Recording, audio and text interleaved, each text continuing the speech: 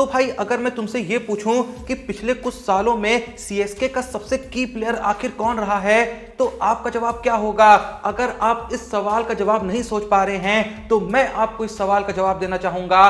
पिछले कुछ सालों में सीएसके का जो सबसे बड़ा की प्लेयर रहा है वो है none other than Ruturaj Gaikwad. जब से ऋतुराज गायकवाड़ सीएसके के साथ जुड़े हैं, शायद ही ऐसा कोई सीजन, शायद ही ऐसा कोई साल गया होगा जब गायकवाड़ ने सीएसके के लिए कंट्रीब्यूट ना करा हो। सबसे पहले गायकवाड़ सीएसके के साथ साल 2020 में जुड़े थे, जहां उन्होंने सीएसके के लिए टोटल 6 मैच खेले थे और इन 6 मैचों में 51 की औसत से 204 रन जड़ दिए थे। उसके बाद जब साल 2021 आया तो यहां ऋतुराज गायकवाड़ ने 16 मैचों में 635 रन जड़ दिए, 45.35 की एवरेज और 136.26 की स्ट्राइक रेट के साथ। एंड जब बारी आई साल 2022 के सीजन की, ये सीजन गायकवाड़ का बाकी सीजन के कंपैरिजन में थोड़ा सा डाउन रहा, क्योंकि इस सीजन में गायकवाड़ 14 मैचों में 26 की औसत से 368 रन ही जड़ पाए। लेकिन उसके बाद जब बारी आई साल 2023 के सीजन की, तो यहां गायकवाड़ एक बार फिर से चमके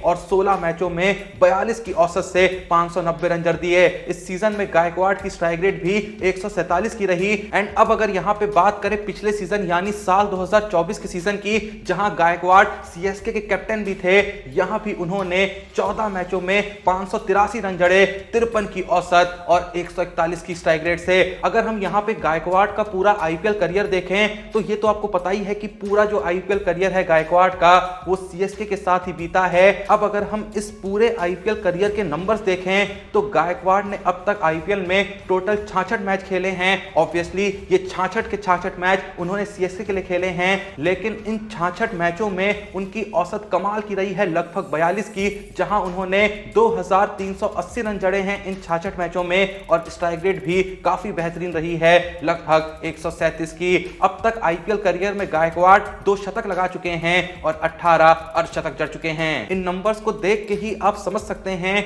कि ऋतुराज गायकवाड़ आखिर सीएसके के लिए कितने इंपॉर्टेंट प्लेयर हैं। अगर गायकवाड़ सीएसके से चले जाएं तो सीएसके में कितना बड़ा होल क्रिएट हो सकता है। यही रीजन है कि आईपीएल 2025 के मेगा ऑक्शन से पहले सीएसके ने जिन प्लेयरों को रिटेन करा था, उन सभी प्लेयरों में से जिस प्लेयर को सबसे पहले नंबर पर रिटेन करा था वो कोई और नहीं ऋतुराज गायकवाड़ ही थे, जिनको पूरे 18 करोड़ रुपए देके चेन्नई ने आईपीएल 2025 के सीजन के लिए अपनी टीम में रिटेन करा। लेकिन फिलहाल जो सीएसके के फैंस हैं, जो चेन्नई के सपोर्टर्स हैं, वो काफी निराश होंगे, क्योंकि उनका जो सबसे बड़ा प्लेयर है, उनका जो की प्लेयर है, वो अपनी जिंदगी के एक बहुत ही बुरे वक्त से गुजर रहा है। जी हां, करेंटली जो ऋतुराज गायकवाड़ का फॉर्म है वो पूरे तरीके से उनका साथ छोड़ चुका है। लंबे वक्त से उनके बल्ले से एक बड़ी पारी देखने को नहीं मिली है, काफी इनकंसिस्टेंट चल रहे हैं। हाल ही में जो विजय हजारे ट्रॉफी खेली जा रही है, उस ट्रॉफी में अगर आप गायकवाड़ के स्कोर देखें तो पहले मैच में गायकवाड़ ने आते ही राजस्थान के खिलाफ 5 बॉल पे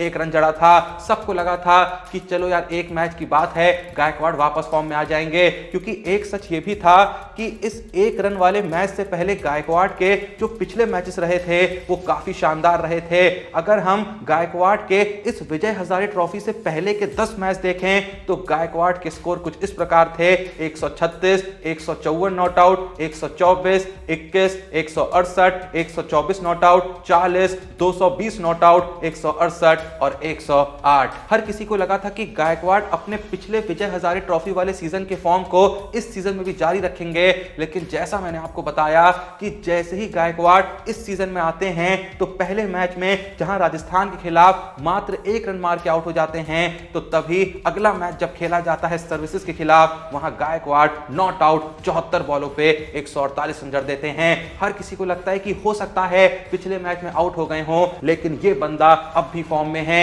ये बंदा अब भी अपने पीक पे चल रहा है।